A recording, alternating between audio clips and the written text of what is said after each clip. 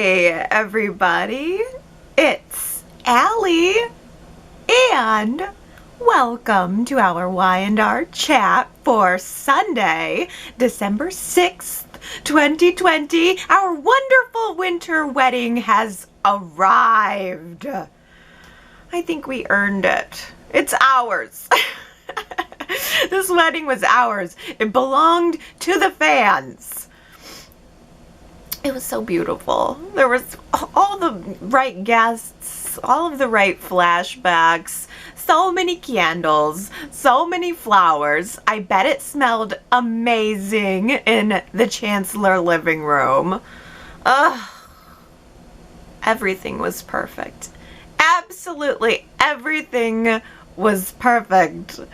Except for the groom. An Abby and Chance winter wedding without Chance? And an Abby and Chance wedding without Chance. Was it a good move? Or was this a bad idea, Y&R Chatters? Go to yrchat.com. That's our poll question for this week. Can you even believe it? Can you even believe that Y&R went through with it? Oh man, if the question is, was this a good idea or a bad idea to go through with it? I gotta vote that it was a bad idea, but I understand it. I get it. I do. Y&R had to have felt that they just had no choice. The show must go on. They had all of this lined up. They had this Abby and Chance wedding perfectly timed for the 12,000th episode. They had all of the special guests lined up who had their own schedules. Jill, Nina, Chris. I mean, everything was set. They couldn't just pull the plug because the groom couldn't be there because Danny Boaz got COVID. I mean, it's tough. It's tough to say. Because if I was in charge, I think I might have pulled the plug. I don't think I would have gone through with it. I think I would have done my very best to jimmy around it, delay for 2 weeks, move into a different story, something, anything. I think I would have pulled the plug last week and just started focusing on some other content. I would have scrambled. And I think they did on some level. I imagine that because the week had so many flashbacks, they had to have been Y&R's way of buying at least a little bit of time. That had to have been Y&R's way of stretching the story for as long as they possibly could to get, you know, Danny Boaz the real Chance to the altar.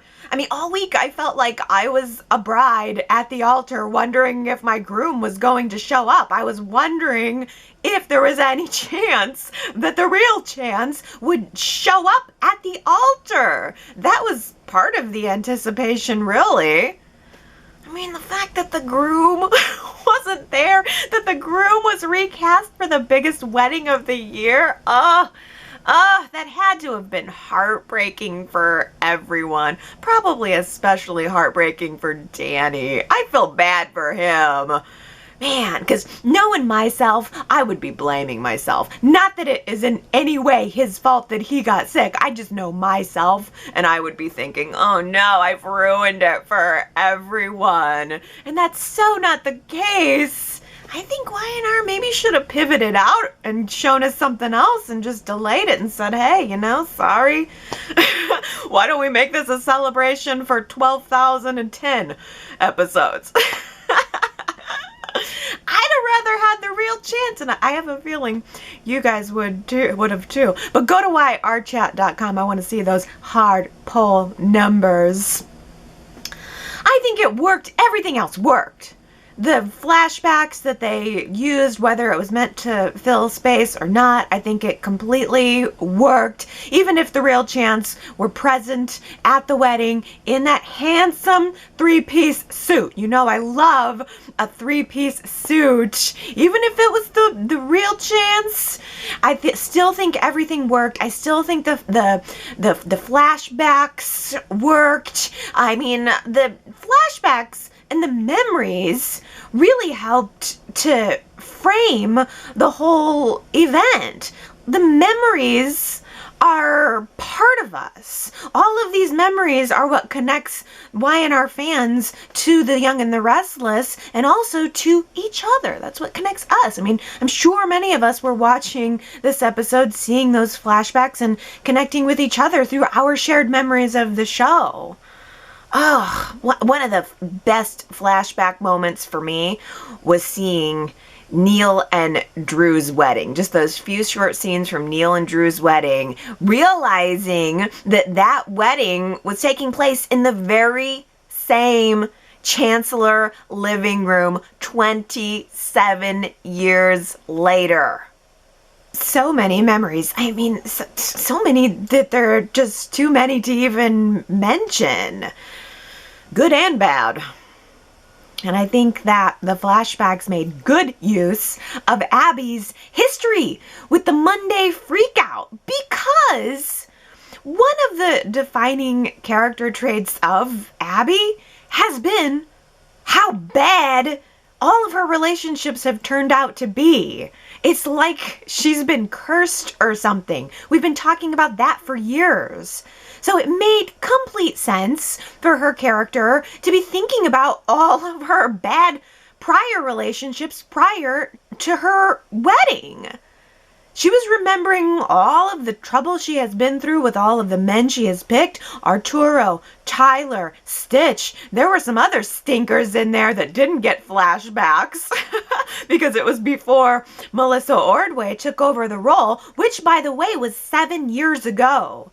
This has been our Abby for 7 years now. In a way, it almost seems like longer. Oh, but I thought that the flashbacks also worked to place extra emphasis on the importance of Abby and Chan's wedding for all of the families in Genoa City. For both families, really, for both sides and all sides. Ashley has had her own series of failed relationships, and Victor, Abby's father, was chief among them. So fitting all of that history in really worked for me. It made sense that Ashley would be thinking about Victor on this day. And of course, I also, really liked the fact that Ashley was also thinking of Abby's other father, Brad, on this day.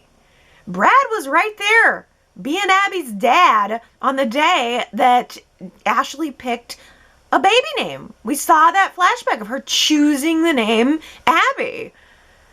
And I chuckled a little bit when Tracy was bringing up Brad in the same room as Victoria and Ashley, because I imagined that all three women were thinking about how all three women slept with Brad and were married to him. Tracy and Ashley and Victoria were all married and had sex with Brad. So it was fitting to remember him in that moment.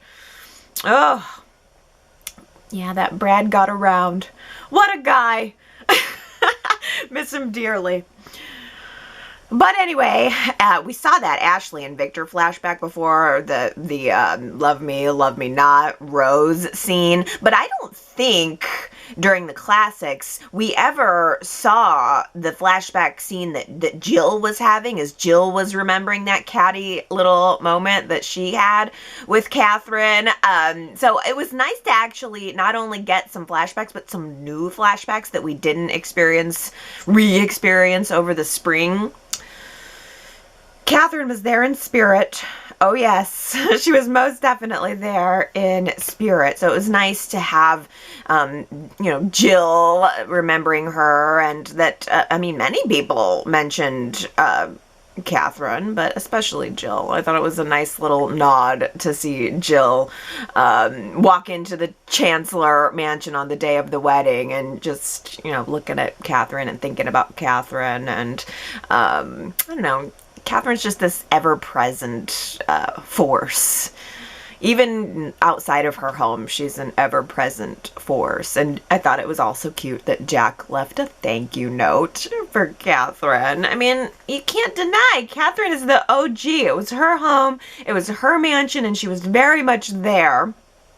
I cringed when Jill walked through the front door of the mansion, giving orders even to Esther, noticing that there were some little droplets of water around one of the water vases. And then, it's just like Jill slipping back into old patterns, sending Esther off with her feather duster to fix it, and having Jack move the little baubles around just right to where she wants them, thinking that Esther wouldn't even notice.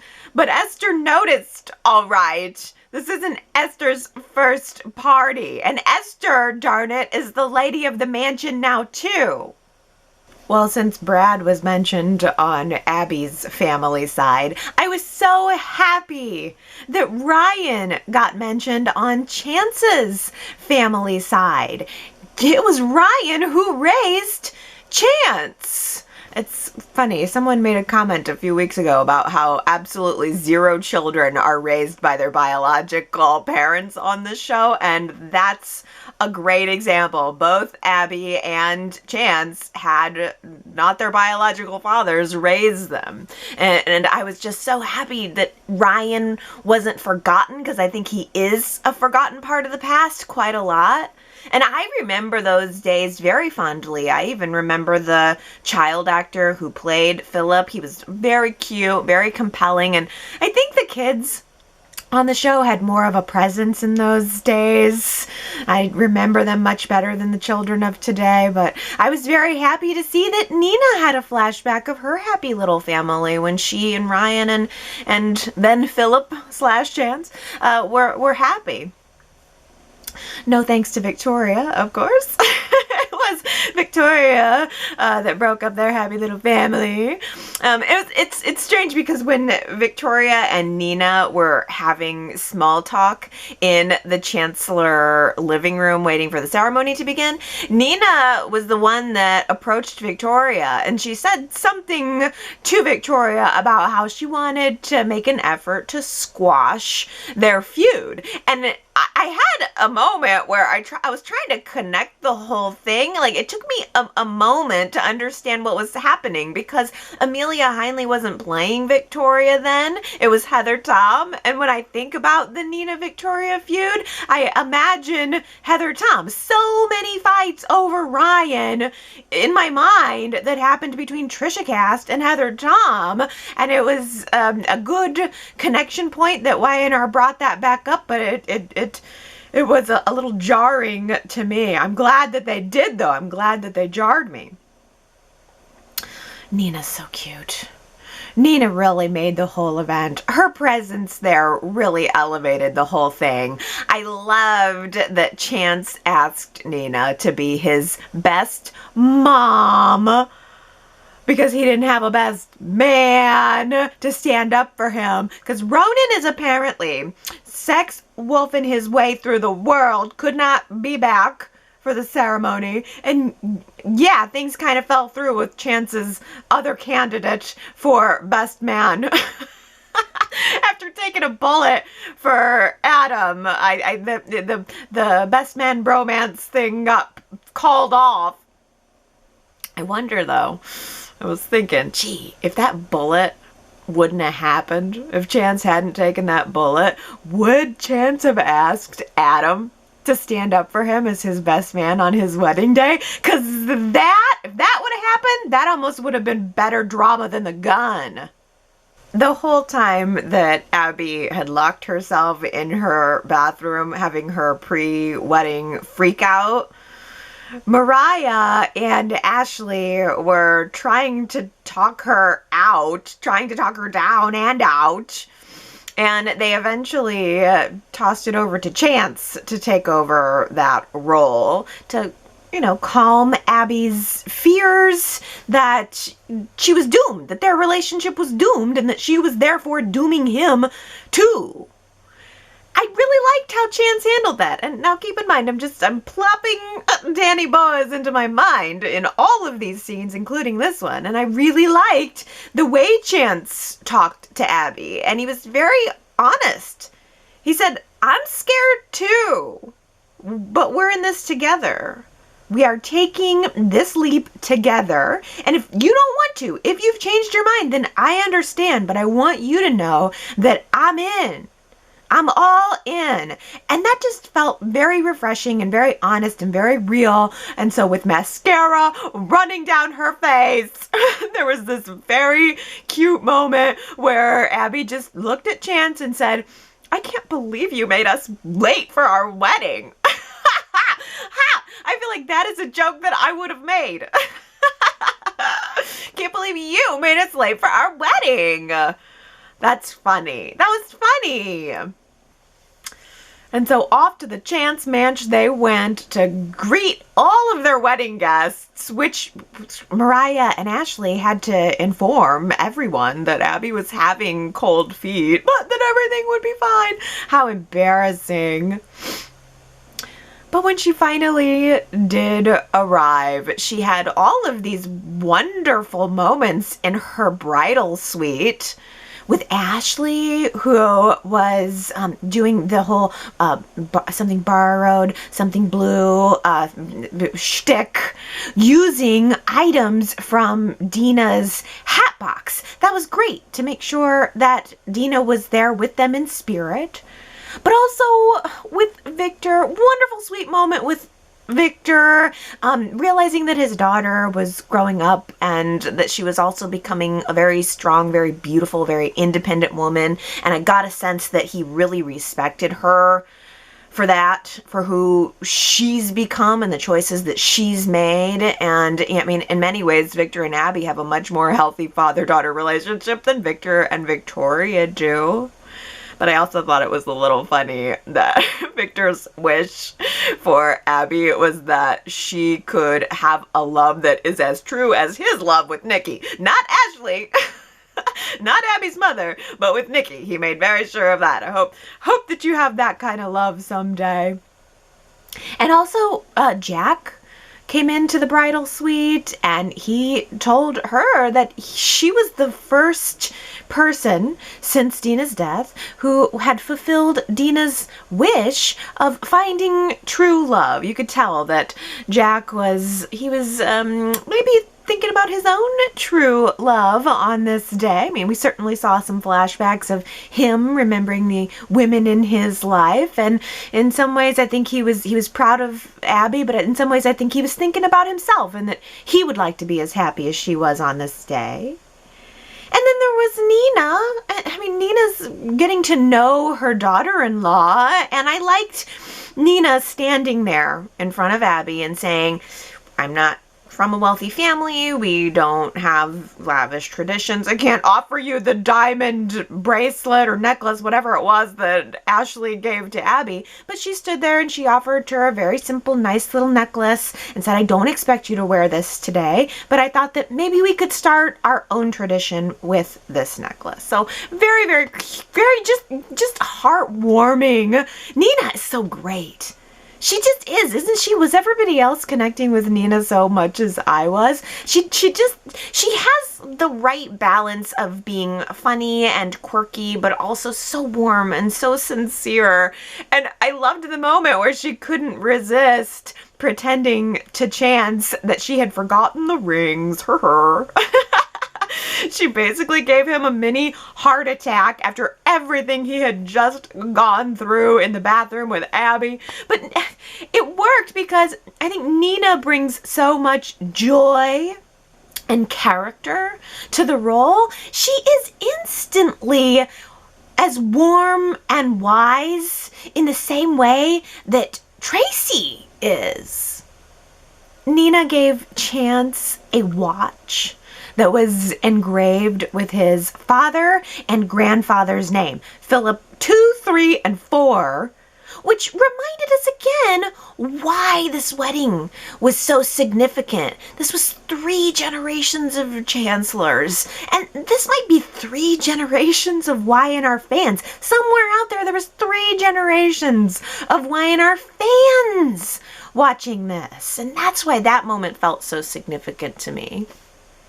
In fact, there was another moment just before the ceremony where Victor had looked out to the crowd and he said to them, "Oh, the Newmans, the Abbotts, the Winters, the Chancellors, these are the families that built Genoa City."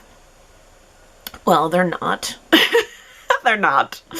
The Fosters and the Brookses built Genoa City, but each generation has built upon the previous. And so I love that mention of tradition, even within the show, especially around the holidays. I got a sense of the families from this wedding, and that's as important as the sense of love that I got between Abby and Chance. I feel like all of the pre-wedding drama was good drama, and I was afraid it would not be. I thought it was good drama, and the moment that Abby actually finally arrived at the foot of the stairs seemed like a feat. After all of how scared she was, her actually getting to the bottom of the stairs in her dress with her bouquet, looking out upon everyone who loved her, with her father on her arm to walk her down the aisle. Oh, my friends, it was a wonderful swell of emotions, and I must tell you, when Tracy opened her mouth and started singing the Young and the Restless theme song, I died. I died, and then my head exploded. No, my head exploded, and then I died, and then I cried, and then I used my bathrobe to dry my tears.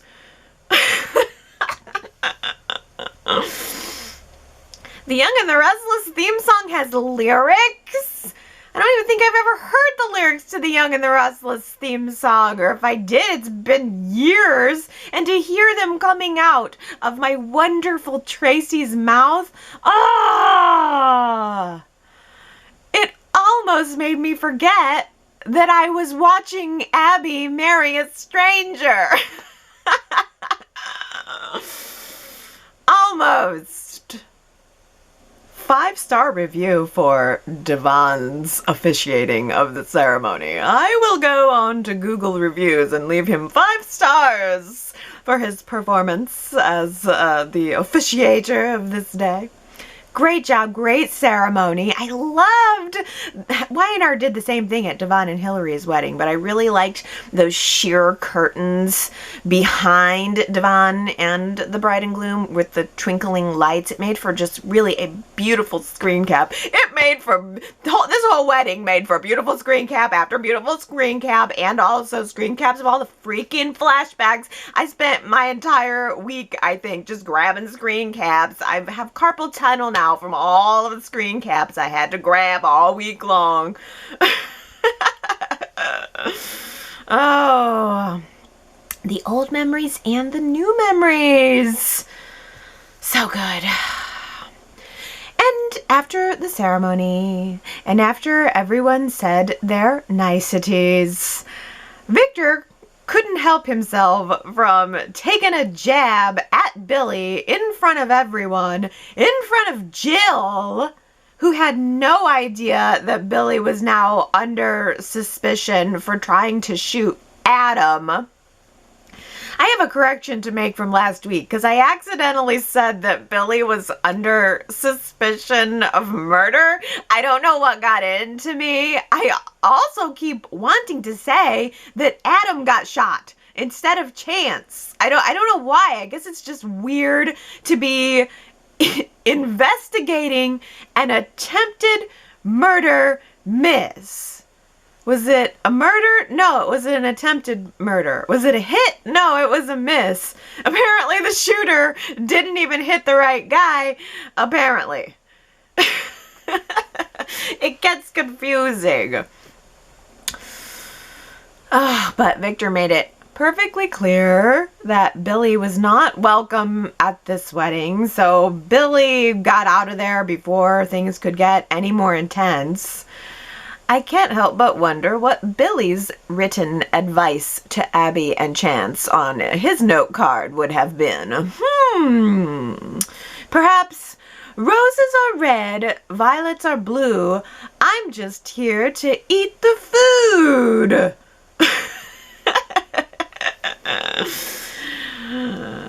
Nina had that wonderful idea to have all of the wedding guests write a piece of advice on a card, and then she put them into a box for Abby and Chance to take with them as they started their new life together. It was basically a baby shower game. It's a pretty common baby shower game that was repurposed for the wedding, and I think it was a nice idea, and it gave us a chance to hear voiceovers from each character who was in attendance writing on the card. We got a sense of what exactly at this moment they were thinking and feeling and reflecting upon with the loves that they've experienced in their love lives. And I don't know, easily half of them are single. And I don't know that I would really want to take relationship advice from any of them, but okay, it was a nice idea. And Nina gathered up the cards and she presented the box to Abby and Chance just before they left on their remote, private island getaway with no cell phone service. That made me suspicious, I'm not gonna lie. When they said that they were going on a honeymoon where there would be no cell phone service, that feels like ominous foreshadowing in some way. Maybe I'm just being skeptical, but Abby and Chance both being completely unreachable. I mean, the honeymoon we'll talk about later, it seemed harmless enough, but I hope they don't regret being disconnected from their lives by the time they get back. Because the thing is, too, I'm not entirely convinced that the shooter was aiming for Adam. It makes me wonder if there's gonna be another attempt on Chance's life. Don't know. But after Abby and Chance left for their honeymoon, after the youngsters left the room, we had this great scene with all of our old timers. They were just kicked back after the reception, talking to each other. I mean, these are our longest running characters, and they were reflecting on how many weddings and memories and battles they've shared with each other and with others. And now all of that drama, but all of that love is being passed on to the younger generation. It's the circle of life. I feel like that scene right there after the reception with just the old timers kicking it, talking, I feel like that scene was for us old timers, for us longtime Y&R viewers. And yes, it had me crying into my bathrobe once again. I think it was Nikki who mentioned that life goes by so fast. It's so true, and it's something you think about a lot at the holidays, especially if you have a tradition of being with your family on the holidays. It's strange to think back about, wow, I mean, we were all here 10 years ago, and now the kids are growing up so fast, and Abby was once Ashley's little girl, and Chance was once Nina's baby boy. And it seemed like just yesterday to Jack that Kyle was born, and that Jill was changing Billy's diapers, just like she still is today.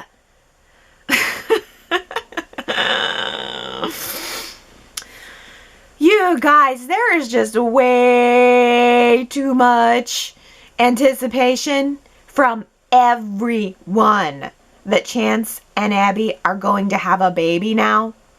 Every single wedding guest has mentioned Abby and Chance having a baby. And Abby and Chance can't stop mentioning having a baby. And my cynical soap mind now can't help but think that maybe making a baby is not going to be as easy as Abby and Chance think it's going to be. I don't think they're going to be able to conceive. That is being talked about way too much. Either Y&R is moving into a trouble conceiving type storyline, and that's the cynical side of me, or they're just deciding to give us this joy and this love, and we are just going to get the baby, and this is just going to be pure joy. I don't know which way it's going to go. It's going to be pure joy or pure heartbreak. I hope we can at least see them move out of the hotel before any potential heartbreak or a baby or anything settles in. I'd like to see Abby and Chance next in a happy home. Esther suggested that maybe they could move into the Chancellor Mansion, but it would maybe be too awkward living there with Kevin and Chloe at the same time. But Esther also mentioned that Kevin and Chloe were looking for places on their own. They've been going house hunting. So maybe since Kevin and Chloe are not full-time players on the show, maybe Y&R will kick them out to make room for Abby and Chance so that we can see Chance at the Chance Manch more often. I would like to invite all of you now to attempt to say that. Chance at the Chance Manch. Go ahead, try.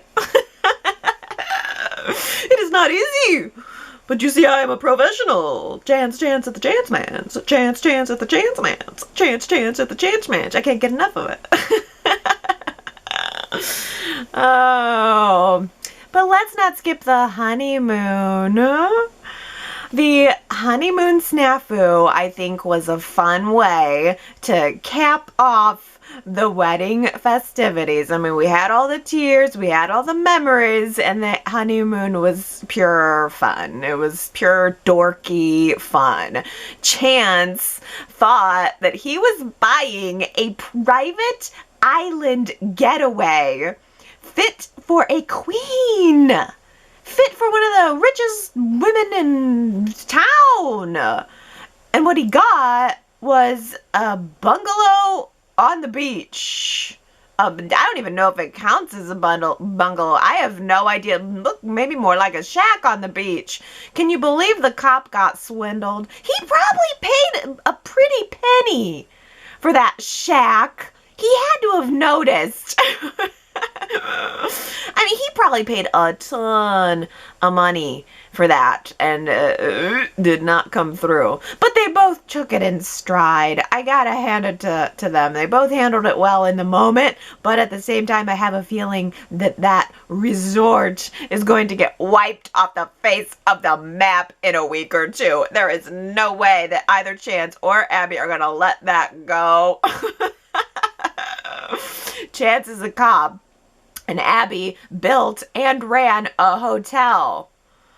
Oh, there's no way that that place is not getting a bad Google review. Speaking of it, I mean, pull up a second tab. After you do your review of Devon as officiator and giving him 5 stars, you better 1 star whatever this resort was.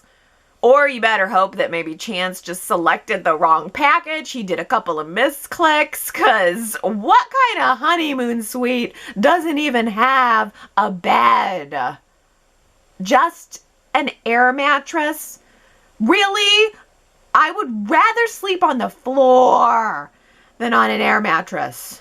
They're the worst. Ugh. But I don't even know if I'd want to be on that floor. You can bet that place was probably infested. But I'm happy that Abby and Chance's love could drown out the sound of all of the bugs.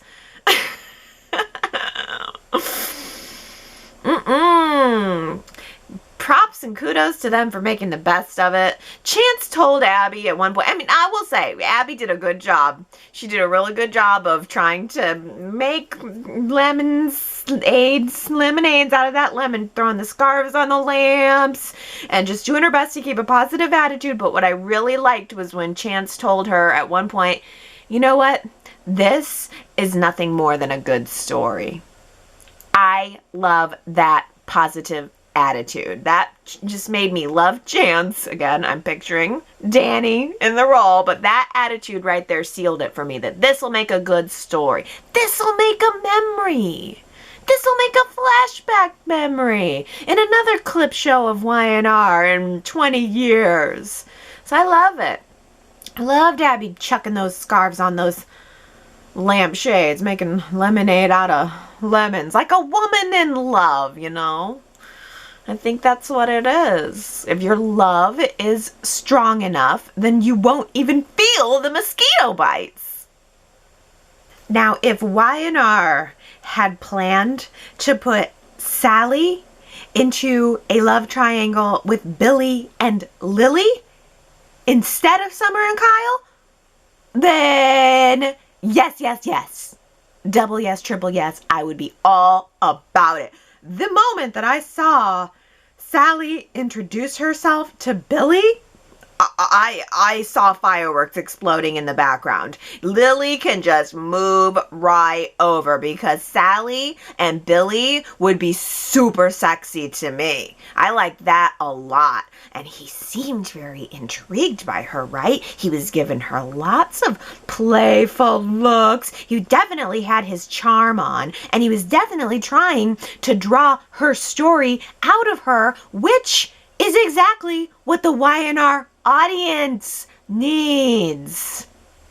Man, Billy and Sally, yeah, that would give me some new reasons to feel excited by Billy again, too. Has anyone else noticed that Billy / Jason Thompson is a very sexy sitter? The way that he crosses his legs and then leans back all casual is like, whoa.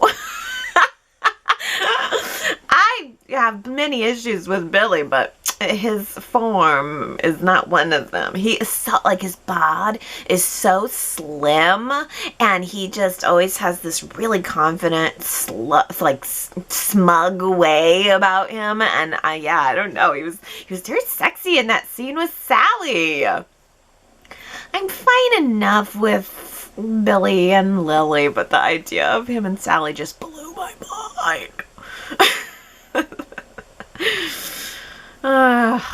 Lily showed up right in the middle of Billy and Sally getting to know each other and ruined it for me.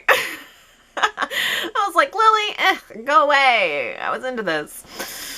But it was a little prickly, shall we say, between Lily and Sally. So Sally slipped away, and Billy and Lily sat and chatted for a while before they slipped up to her hotel room for some implied sex.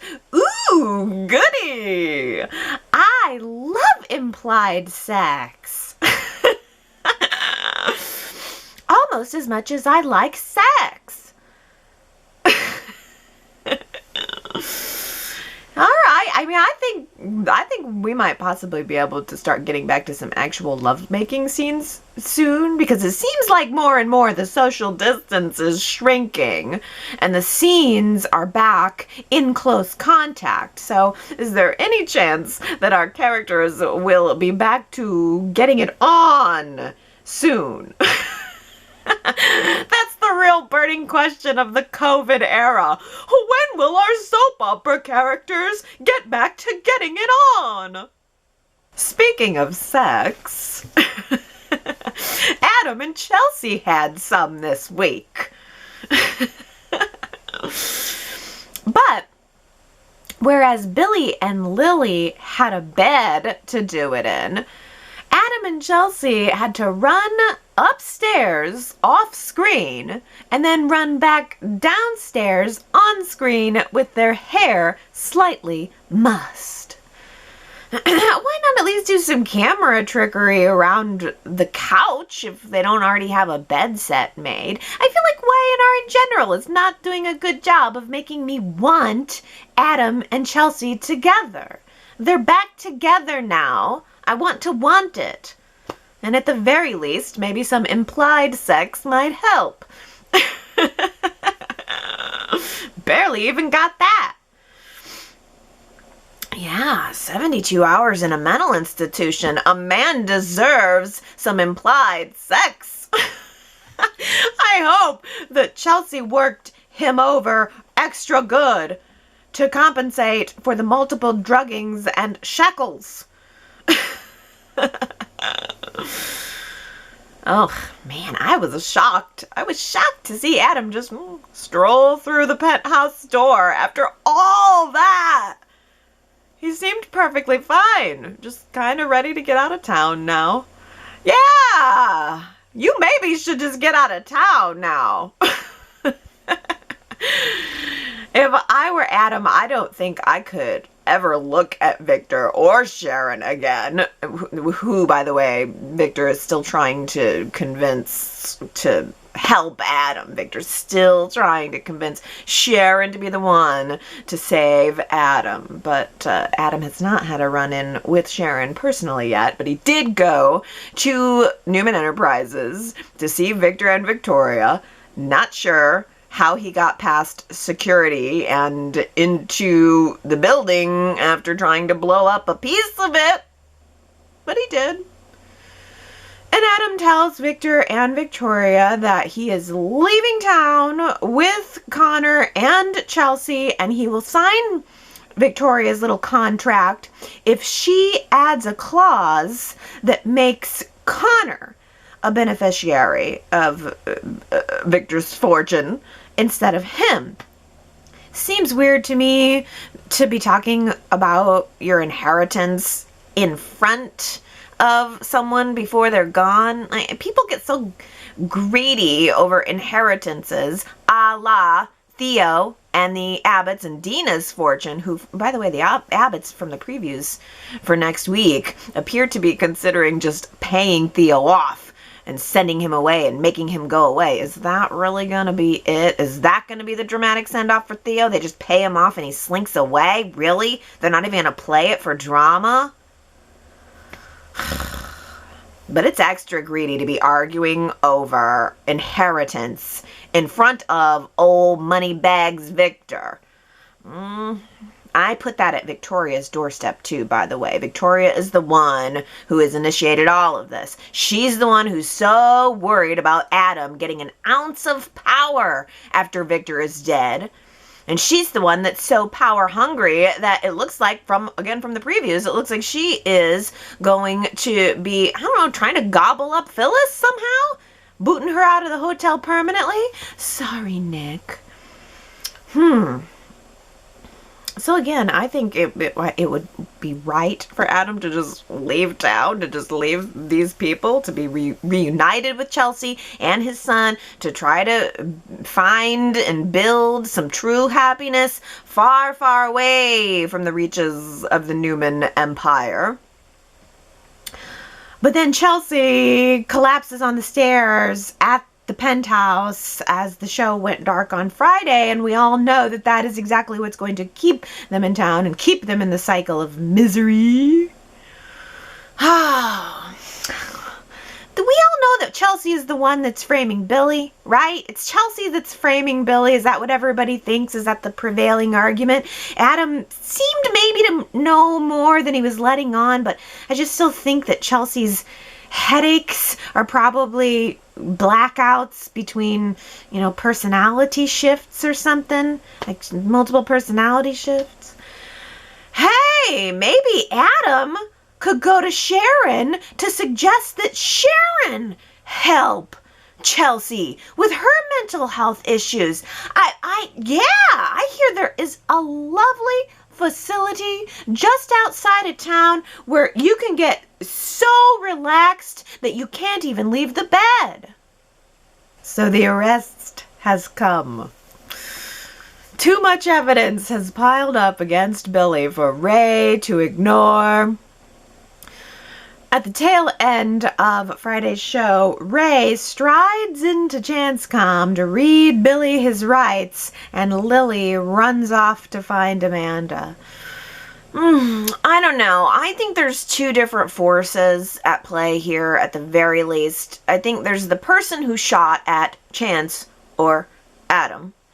And then there's the person who is framing Billy for it. I don't necessarily think they're the same person, but time will tell. It's hard to predict too far on this one. We don't really have anything else to go on.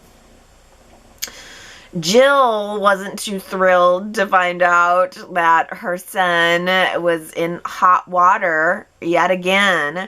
And from the previews for next week, she's trying to convince Lily to convince Billy to just get on the Chance Industries jet and flee the country. Ooh. I don't think he's gonna do that. Don't think he's gonna do that. I get the sense that Ray and Michael are just doing their jobs. I think they're just following the evidence, and they're not really even fully convinced of Billy's guilt either. It's all too neat. It's all too perfect. It's not even that. It's kind of a sloppy setup anyway. It's too obvious. So I don't know. I'm just hoping that whatever crime drama is going on around this right now, that it doesn't get in Michael's way of planning and having a fabulous anniversary party with Lauren. Are you kidding me? After Christine handed the DA job to Michael to get out of the legal game, she's now considering getting back into it? Finally, this week, we got an update on Christine's promised new life direction. And it's that she's thinking of going back into the legal practice? Why? Who retires, spends a year off, and then decides to go back to work doing the exact same thing they were doing before? No!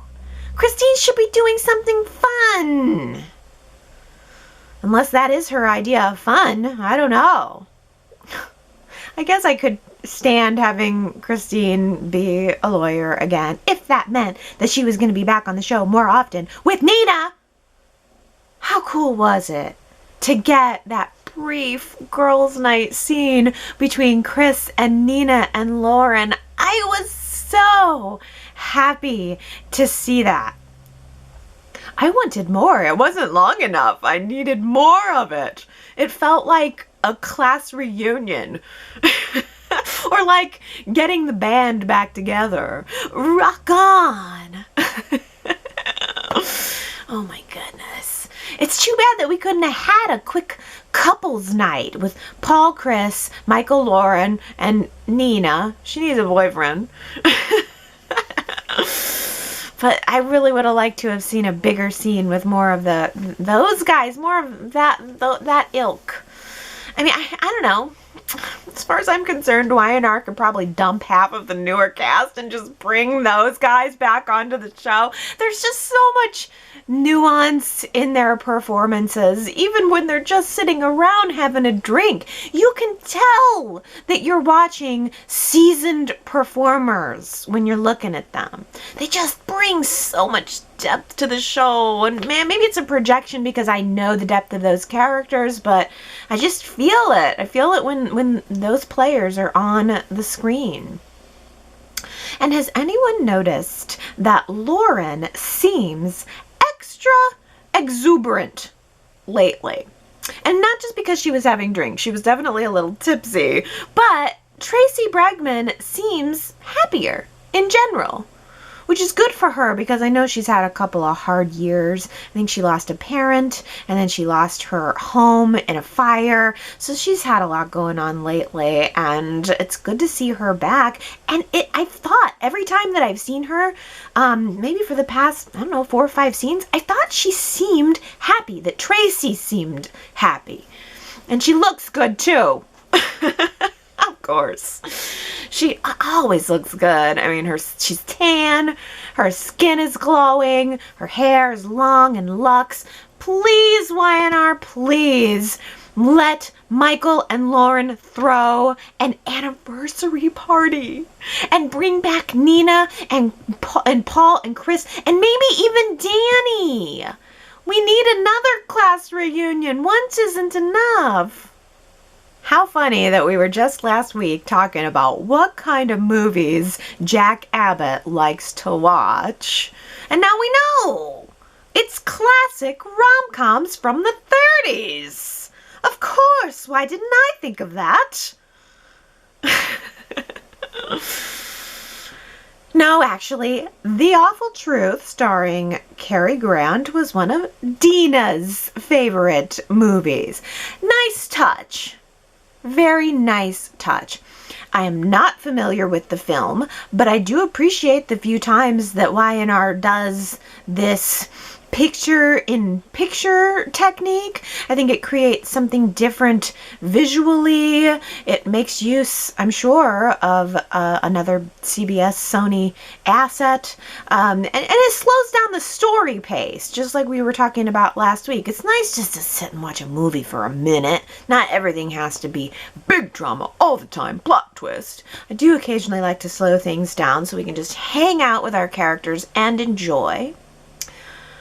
One of these days I would like to maybe see the Abbotts pop in that movie that was made about Dina's life. I thought that could have been something cool also to sit down and rewatch.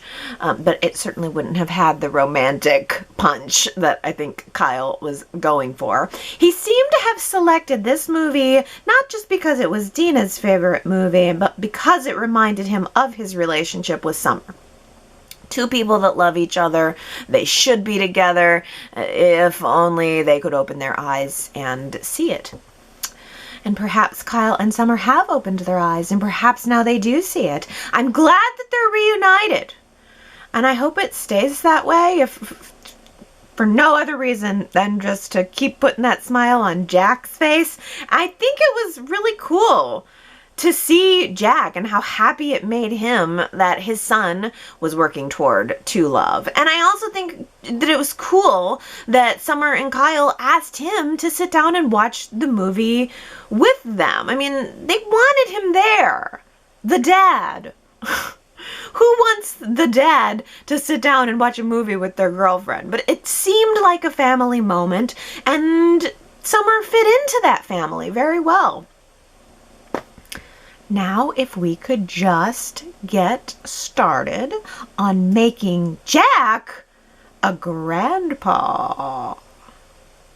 Last week during the Thanksgiving festivities, Phyllis and Nick arrived at the coffee house to find Victor and Nikki there, and Phyllis was none too pleased to be spending any time with Victor in or around the Thanksgiving date, and she said, and Nick kind of jokingly asked her if she wanted to go have dinner with them, and she said, "I'd rather eat nails." I might rather eat nails than spend Thanksgiving with Victor Newman. Nah, who am I kidding? I'd probably take the opportunity. Everybody seemed to have gotten that one. That must have been an easy quote. Lots of people guessed it right. Congratulations. It was Sandra, Henry, Daisy, Marianne V, Astra, Victoria, Robbie, Diana, Sheila, Rennie, Tommy, Jana, Diane K, and Jamie. Ooh, when I read the name Jana, I think of Jana Hawks. Whatever happened to her? Whatever happened to Jana Hawks? She died? I can't remember. I think she died, maybe. I know she had a brain tumor. She was always fighting that brain tumor. Oh, well, don't let a brain tumor stand in your way of guessing this week's Who Said a Quote, which is, never underestimate the power of a little power. I like that. Never underestimate the power of a little power. Who said it? If you think you know, go to yrchat.com to leave your guess. And if you get it right, then I will give you your shout out on next week's Y&R Chat. At yrchat.com, Leslie says, Jack sits down to watch a show in a suit. Wouldn't most people say, okay, let me run up and change into some sweats? Yes, yes, they would. T. Nicole responds to that by saying, "This made me laugh. My dad has started watching Y&R and has caught random episodes over the years from my mom having the show on. He made a comment to me recently about how Jack seems to always wear a suit, regardless of what he's doing or where he is." It did look visually jarring, right? Everybody else is getting cozy, watching the movie with their popcorn, and Jack's just sitting there stiff, still in his stiff suit, his wedding attire. I thought it was cute how both Ashley and Tracy ran upstairs, though, when they were invited to hang out. They were both like, "I'm tired. Good night." That would have been me. Watch a movie I've seen 100 times or go upstairs and go to bed. I'm going to bed. But I think Jack is lonely. The fact that he just sat right down, didn't do anything else, says to me that he's a little lonely and was happy to have the company. But T. Nicole, your dad's watching Y&R. That's awesome, man. My dad would never watch Y&R, but I don't know. I think anybody could enjoy it. I was musing this week with myself thinking, everybody loves a good story. It's just how you like your story. Soaps give me a good daily story. I like that. It keeps my brain running. I like having a little running story in my head. But everybody has other, there's, again, other genres. We'll talk about that later. But other genres that give you whatever it is that you like. I mean, some people like to read books. Some people like to watch movies. Some people even just like to gossip. Gossiping's just creating a story in your mind. So, I think anybody could get into watching a soap story if they wanted to. Oh, here's another funny character quirk from Laura, who says, "Chloe's cell phone answering machine prank. Gotcha, Chelsea." That was funny, Laura. That was funny. Chelsea goes to call Chloe back after Chloe is agonizing over having potentially lost her best friend. And Chelsea hears the voice message. It says, "Hi, this is Chloe," and then a long space. And then it's leave a message after the beep. That was a funny moment. I'm sure Chloe knew exactly what she was doing, too. Well, T. Nicole also says, "I don't think it's fair for Victor to keep pushing Sharon as Adam's only savior. I was proud that she pushed back at him, saying she needs to put herself first. Hopefully that lasts. Adam can only save himself." No doubt anyone can only ever save themselves. But if Adam's choice is Chelsea, albeit probably a second choice, then why does Victor keep pushing Sharon into the picture? Let Adam's choices stand on his own. If Chelsea's what he says he wants, then Chelsea's what he should have. Victor is maybe involved in this a little more than we think. Leslie says, "Okay, you guys, I was listening to Allie talk today and I thought to myself, OMG, we're so dumb. It has to be Victor setting up Billy." Right after Billy released the expose on Adam, Victor confronted Billy and his exact words were, quote, "Your suffering will be long and agonizing. And, quote, you will rue this day for the rest of your life, Billy boy." Of course, Victor is setting Billy up, perhaps in collusion with Chelsea or Adam himself. Of course, this is how Victor is making Billy pay. Victor had eyes on Adam at all times, knowing he was up to something. If it's not Victor, I'll be disappointed this time, when I usually end up hating for it to be Victor. Yes, this was explored a little bit on the show this week, that Victor could be the one who's framing Billy, and Victoria looked at him on Friday and said, "You better not be. Billy is still the father of my children. You better not be framing him. And P.S. I was just thinking of him at the wedding, and I'm thinking about how when he proposed to me, and I'm probably still in love with him." From Victoria's point of view. But it is an interesting point that Victor has all the motive to be doing this. I just can't help but think that maybe Victor would have done a little bit of a better job. I mean, nobody's going to toss a gun in the dumpster behind where they work, everybody's going to seek a different place to dispose of the weapon that doesn't connect them. So it's, if it is Victor, it is a little sloppy. But like I said, I think to Leslie's point and to mine, I think there are multiple forces at play here. Just because if, Victor is the one who's setting up Billy doesn't mean that he had anything to do with Adam's shooting. I think the shooting happened and then somebody scrambled around to try to pin it on Billy, which I wonder how much longer is that gonna last. We have seen all of the leads pointing to Billy for 2 weeks now. When are we going to get even a hint of the twist?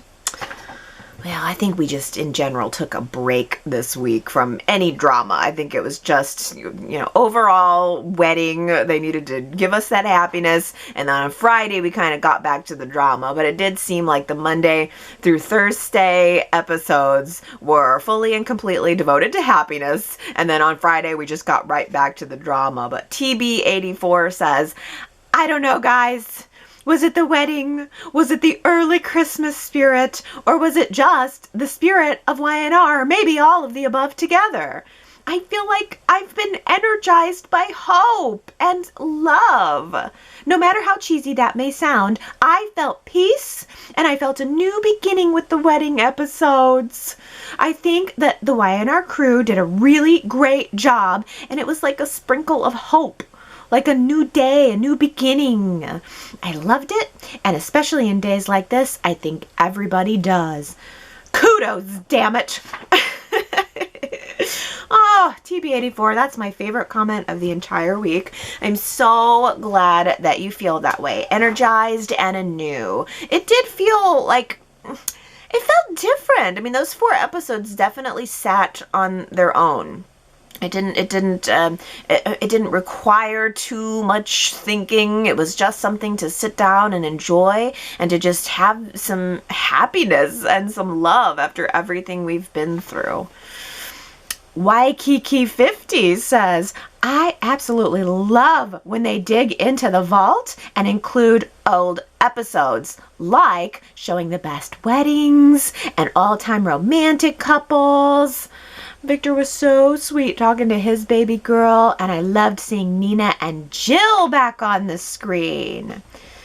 I also liked, Waikiki, that the flashback parts of the episode were themed. We did get a bunch of weddings in a collage, and then we got a bunch of romances, and then we got children. It seemed like there was thought put into the way that they placed the flashbacks together, which was a nice twist on a flashback. Why, Kiki, are you in Hawaii right now? It is. It's maybe 20 degrees where I am, and I have a feeling you're in Hawaii right now, and that makes me jealous. Oh, speaking of Nina, Robbie says, I'm totally amazed by the wedding episodes.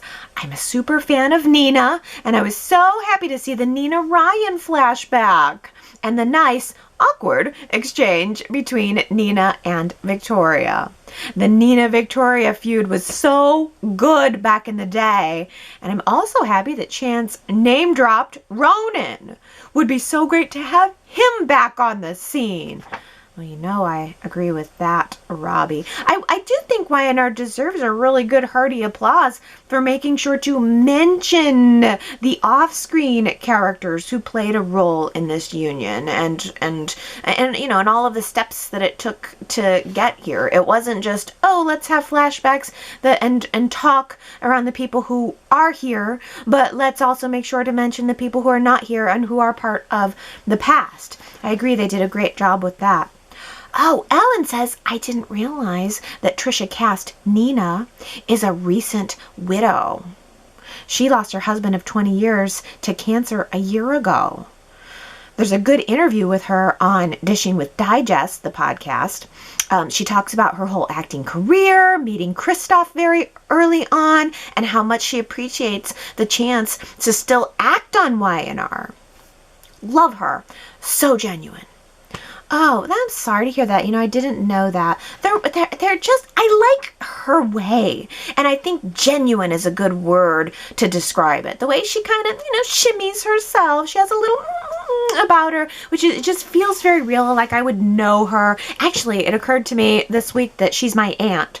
She reminds me so much of my aunt. I have an aunt that just has that exact way about her, and maybe that's why I felt so comfortable with Nina, especially this time around. But you just know that Nina wants to bring you in and give you a hug, and that she's not going to hold anything against you, the fact that she's the one that approached Victoria after, as Robbie said, their feud was so ongoing. That's wonderful and gracious and genuine of her, and I hope that we could see more of Trisha Cast in the cast in the future.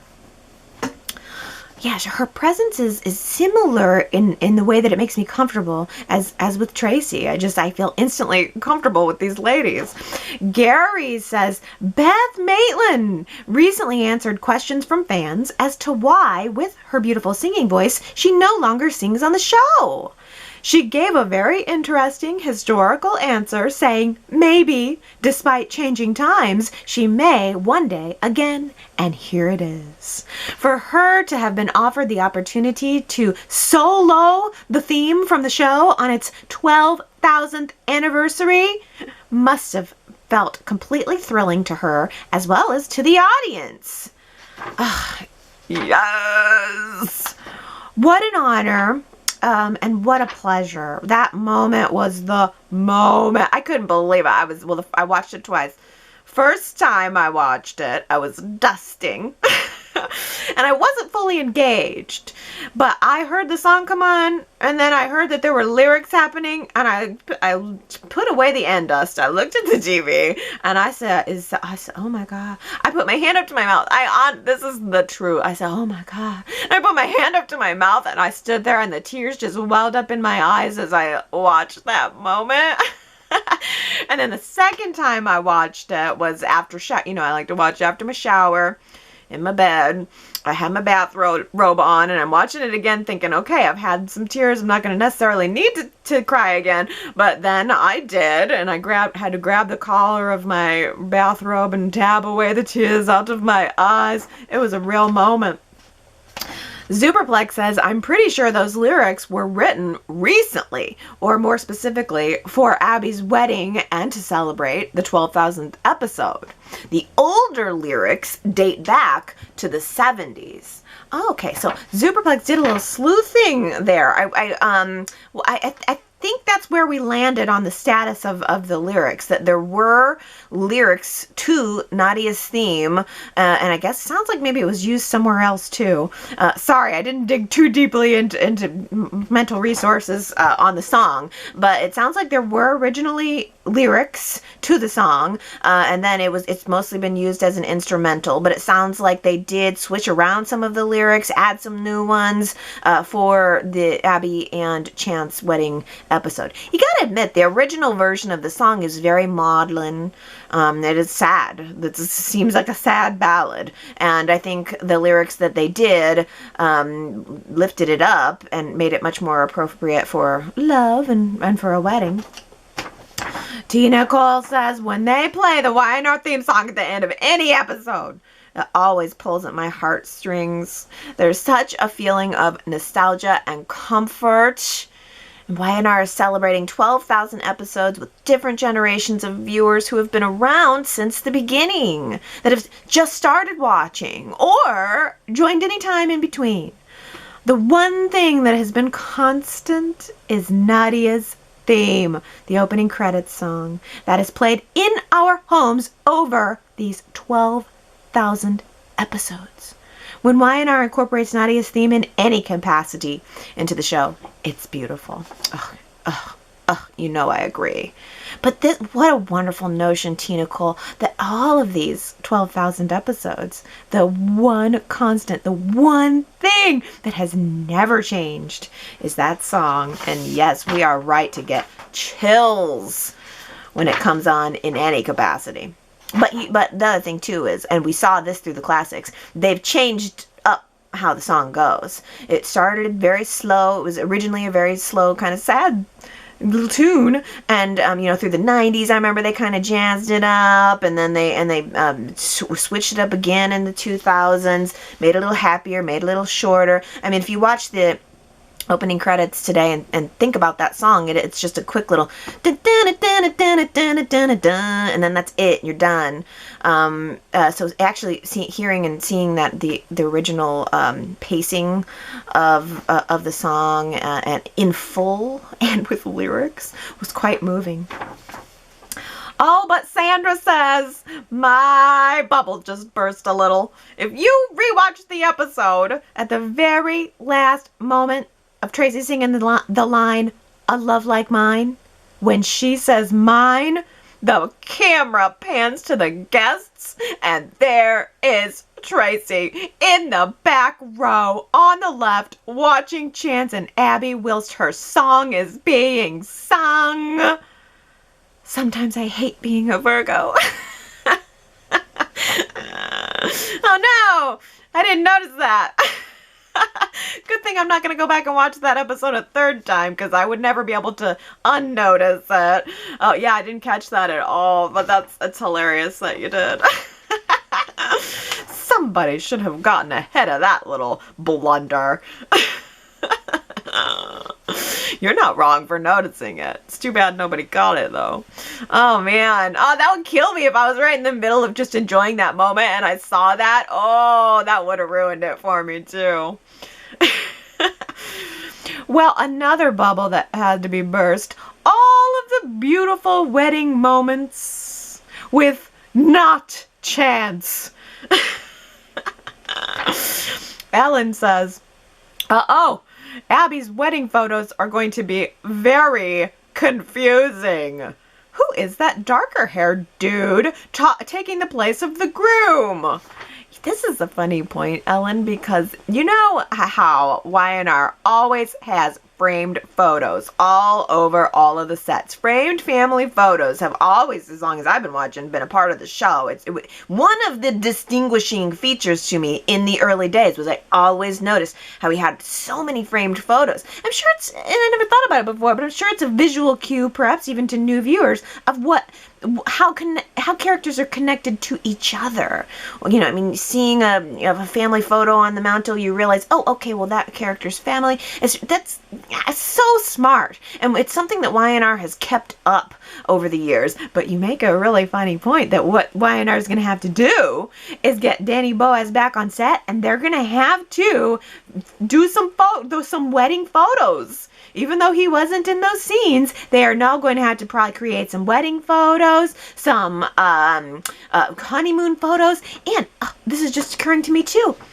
Those scenes will never be in flashbacks, right?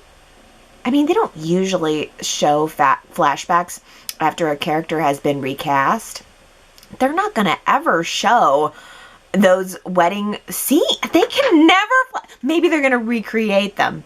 That's probably what it is. Do you think that when Danny gets back, Y&R is going to go back and do some fakey wedding flashbacks? Like maybe just get Devon and Abby and Chance right up close. Don't worry about the wedding guests and try to recreate some wedding moments with Danny in them. Because otherwise, yeah. Photos are one thing, but they need to create something that they could use in the future. Ooh, it's a sticky wicket. It's another reason why, if I was them, 12,000 or not 12,000, I don't know if I would have gone through with it. I feel like I really would have tried to pick a different direction. I can't wait to see these poll questions next week. Poll question answers next week. Kamna says, take me back to the psych ward. Anything to stop this wedding until Danny Boaz gets back. I know. I really, I just let it go at a certain point. I really felt that way. Like, what are they doing? I can't believe they're doing this. I could not believe they let the stand-in walk down the aisle. This got nothing to do with the fact that Melissa Ordway is married to him. I could care less about who she's married to. I'm watching the show here. I'm invested in Chance's character, and the biggest shocker probably of the wedding was the fact that the groom wasn't there. But at a certain point, I just said to myself, all right, what choice do I have? I guess I just have to jump on board. Maybe that's what they were betting on. Sandra says, Abby was a princess getting married. Maybe it might have been sensory overload if Prince Charming, Danny Boaz, had been standing next to her. Yeah, it probably would have been just too perfect. If we actually had our Chance as the groom, it would have been too perfect. We couldn't have handled it. That's what Y&R said. They said, oh, we got to have something wrong with this wedding. It's interesting that on the week that Danny was out and needed most, we seem to have had a return to closeness.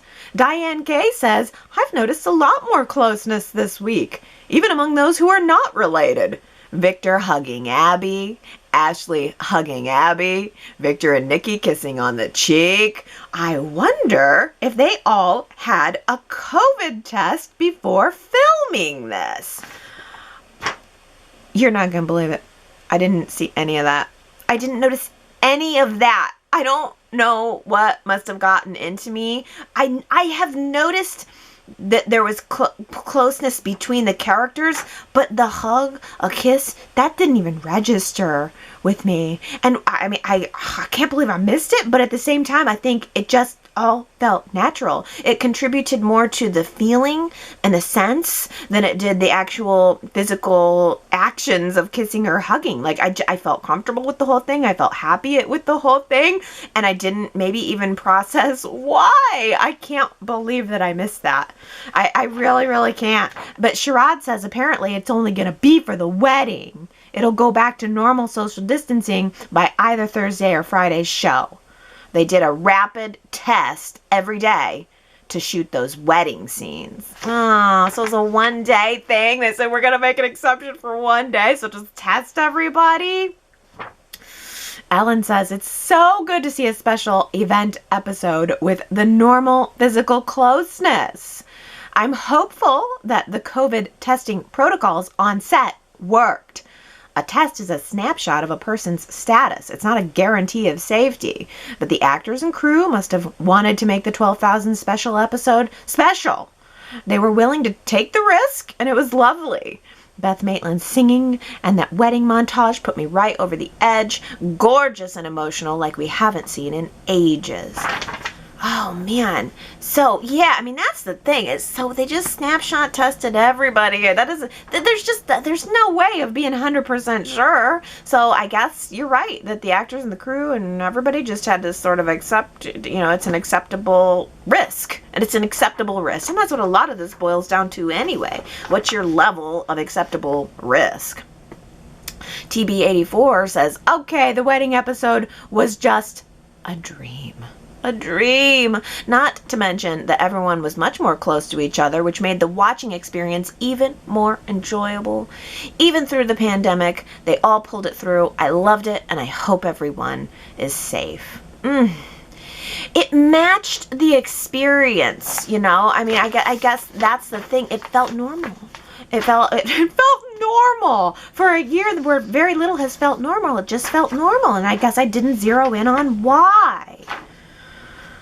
Well, I sure did zero in on the fashion. I didn't drop the ball on that. I was darn sure able to check out what everybody was wearing, even if I wasn't paying attention to, the biggest glaring thing that probably happened in the week. Diane Kay says, let's talk dresses.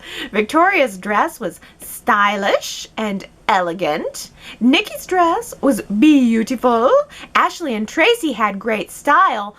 But what was Mariah wearing? Something she made out of curtains? Abby's dress was also gorgeous, but I didn't like the bottom boob look.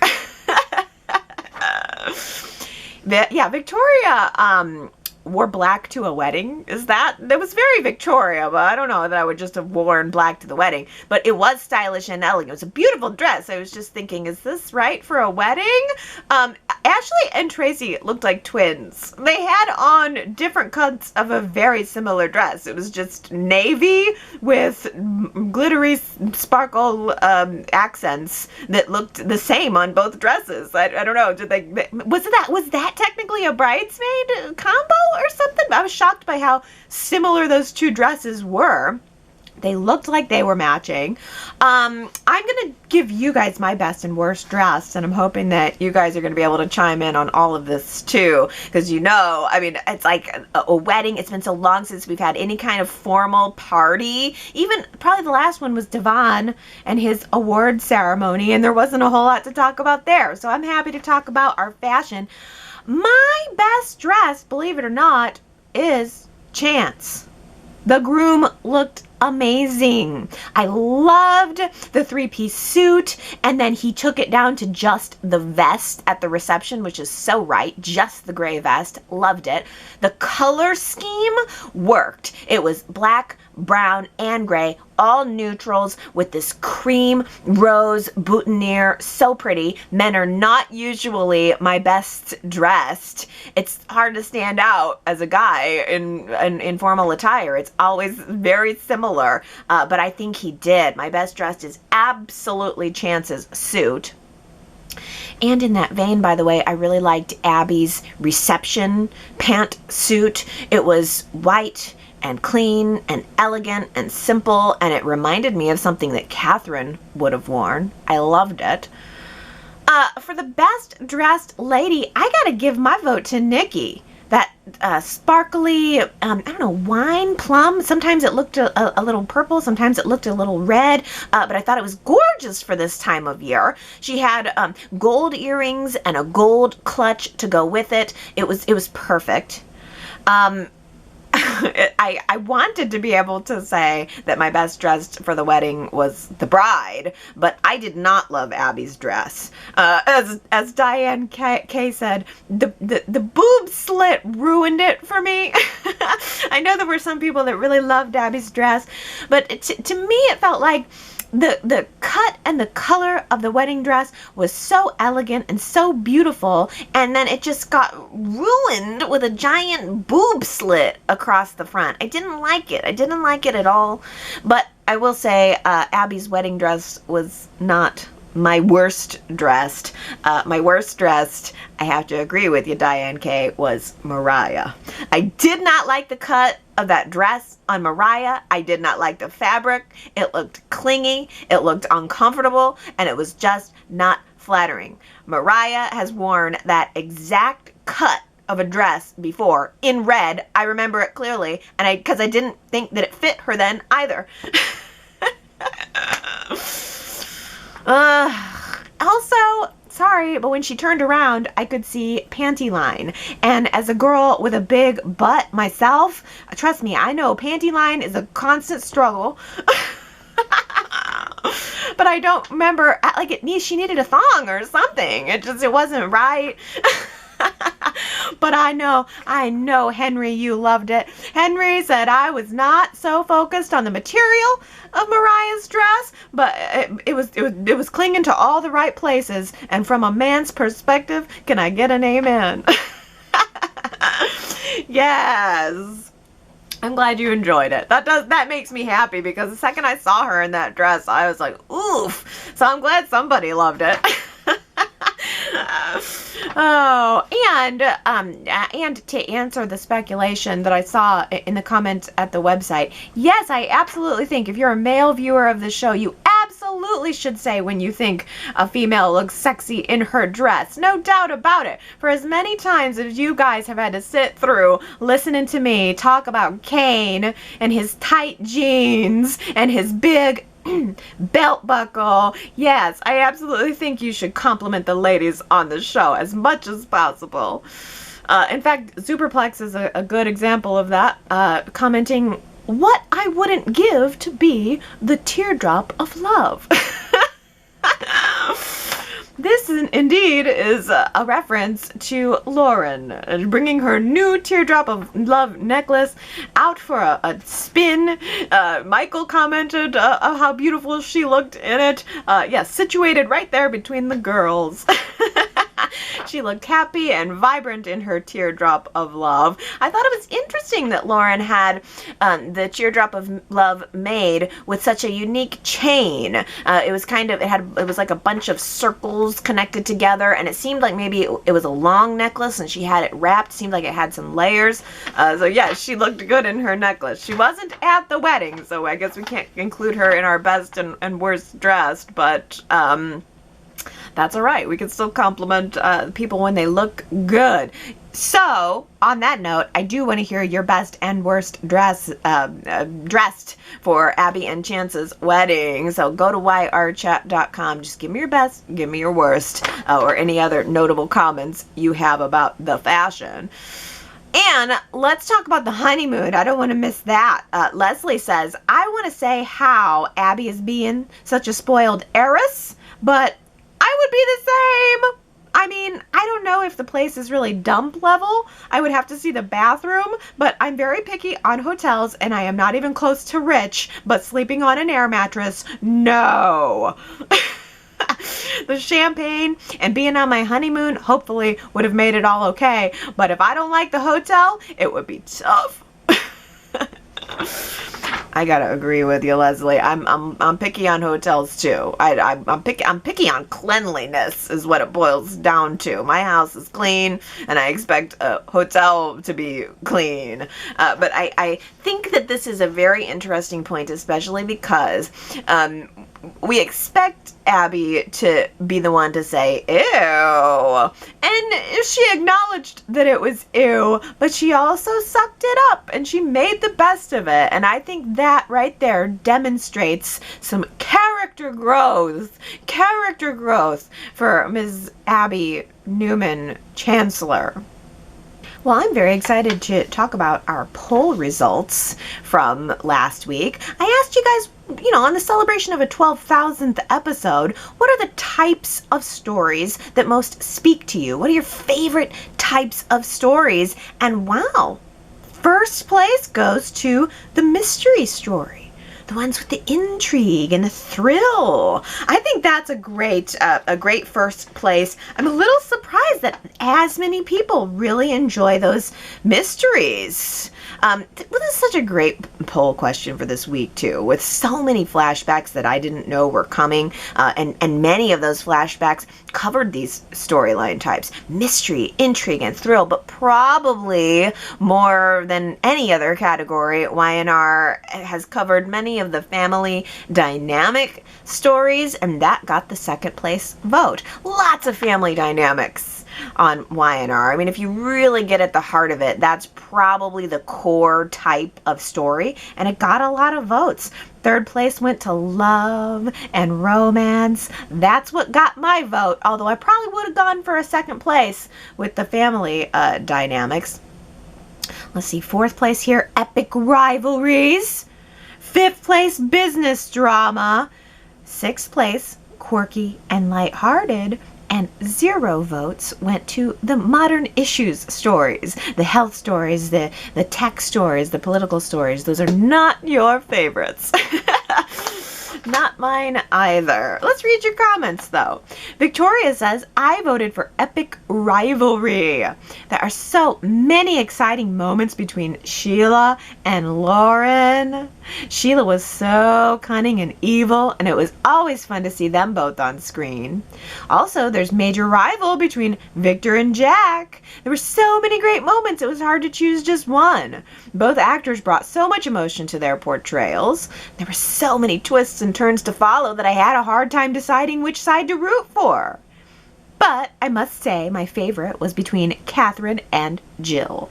I loved the biting dialogue, the fights, and the way they used to try to outsmart each other. Y&R has had so many rivalries that I can't even mention them all. Yeah, rivalries. You must have really loved Rivalries Week then. I mean, that was a good one. I feel you on that. Michelle voted for mystery and intrigue as her favorite. It was a tough choice, and the reason I voted for this genre is the excitement factor. Remember when Diane was killed and a camera panned over to her living room and we saw a series of embroidered pillows with twisted sayings stitched on them? Creepy. exciting. Actually, it made me want to pick up cross-stitching as a hobby. If only I could make pillows like Diane. I liked Diane, and I liked the Maura West version of Diane, too. Yeah, it was a shame they got rid of her, but mystery and intrigue is probably pretty low on my personal list, but, you know, it's good that Y&R does a balance with all these types of stories. TB84 voted family dynamics. I'm always interested in how the various characters interact with each other. Not only families and characters that have a common history, but also interactions between totally unrelated characters. Although I know Genoa City's small and everyone knows each other. Oh yeah, family dynamics for sure, but you got to hit on it for sure that I love when two people that normally don't interact do interact. That's a fun surprise. To me, that's a thrill. That's a suspense. Leslie says, my favorite by far is the mystery and intrigue, with several great twists ending in a big bang reveal, such as David Kimball's starting in a minor part as Jill's assistant and turning into a major storyline with him forcing a plastic surgeon to perform surgery to hide his identity.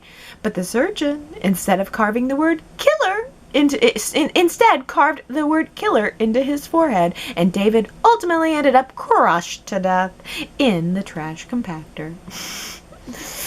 You know, the fact that we saw that one during the spring series of classic episodes, and that didn't take away from my enjoyment of these flashbacks this week in any way.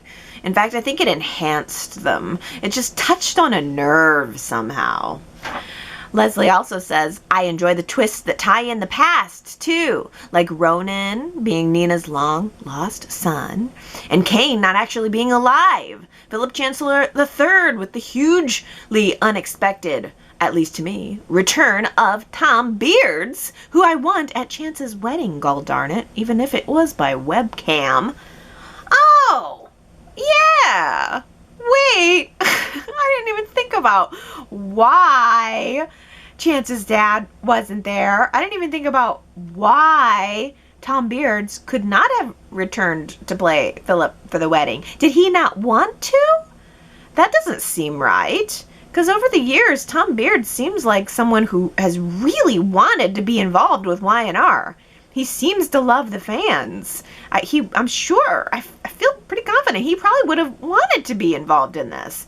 It's like he always seems to want to be involved, and Y&R always brushes him aside like a stepchild.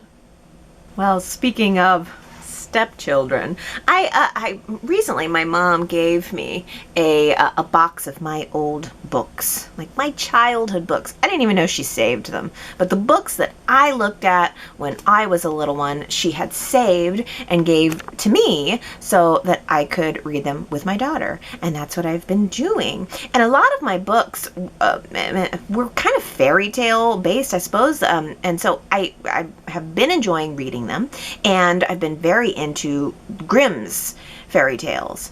And I started thinking, well, I wonder if there are any modern adaptations of Grimm's fairy tales. And I found that there was a series that aired on ABC for 8 years or something, 8 seasons, that was called Once Upon a Time. And I started watching this right before bed. I like, I watch Y&R while I'm showering, but I like having something to watch or focus on just before bed. Helps me focus my mind. And Once Upon a Time, it's actually really good. It's got a lot of these elements of genre that we had just been talking about. Mystery and intrigue, and certainly some rivalries. The main 2 characters that are women, one villain and one heroine, and they both do a really wonderful job in the role. There's definitely some cat fights. It's sort of like a soap opera, only set in a fantasy, fictional fairy tale, half in a fairy tale land, half in a real life town. And I just thought I'd mention that because it's actually really good if anybody's looking to binge something. There's a lot of content. There's a lot of episodes. I can't believe it ran for 8 years. Never have I ever heard a thing about it. I never would have picked it up if I hadn't been interested in Grimm's. If it came out of nowhere, I'd be like, fairy tale show. No thanks. I don't like supernatural. But this, for some reason, has got me. It's hooked. It's very good. Thought I'd recommend that out there. I haven't even finished season 1, so don't even think about spoiling me. I got a lot to get through. I don't have a ton of time to watch anything else. Actually, I have kind of been absent at the website a little bit this past week, and I apologize. I've been prepping for my daughter's birthday. My daughter's 4th birthday is coming up next week, and I have spent a ton of time this week putting together a photo album for her. Every year, I have put together a photo album for her, and actually, it's something that I have printed at the Walgreens. I don't know if you have those. Walgreens, CVS, kind of same thing. But I go through all of the photos that I have on my iPod that I've taken over the course of a year, and there are thousands. I mean, no kidding. Especially when they're young, they don't stop moving ever. So you have to take 100 pictures to get one that's not blurry and maybe is a smile. So I've spent the entire week going through all of the photos from 2020 to put together this photo book. And let me tell you, there are many. And it's hard to narrow them down to the right ones because she's so cute. She is, my daughter is so cute. I know everybody says that about the children, but she is really. And I'm gonna be spending a little bit of time next week planning her party for her too. Not that it's any big, it's just grandma and grandpa, but I like to make sure she has a very special day and that we have lots of photos for next year's photo book. So if I'm not at the website very much next week, that's the reason too. I read all the comments. I just didn't have a chance to comment as much as I normally do, but please still go there. Y&R Chat.com. There's a lot to say. There's a lot of other people to interact with, and I think we're going to be back to just straight drama by next week. Probably going to be digging in really deep to this Who Shot Chance murder storyline. Billy's probably going to be sitting in a jail cell. We all know he didn't do it, and we're all just going to have to pick up on any tiny little clue that we find to give us a lead on who actually did do it. So, as those notions occur to you, go to the website, feel free to leave comments, and I will be back next week at this time to chat about what the newest developments are. Okay, everybody, I love you. Have a wonderful week. Bye.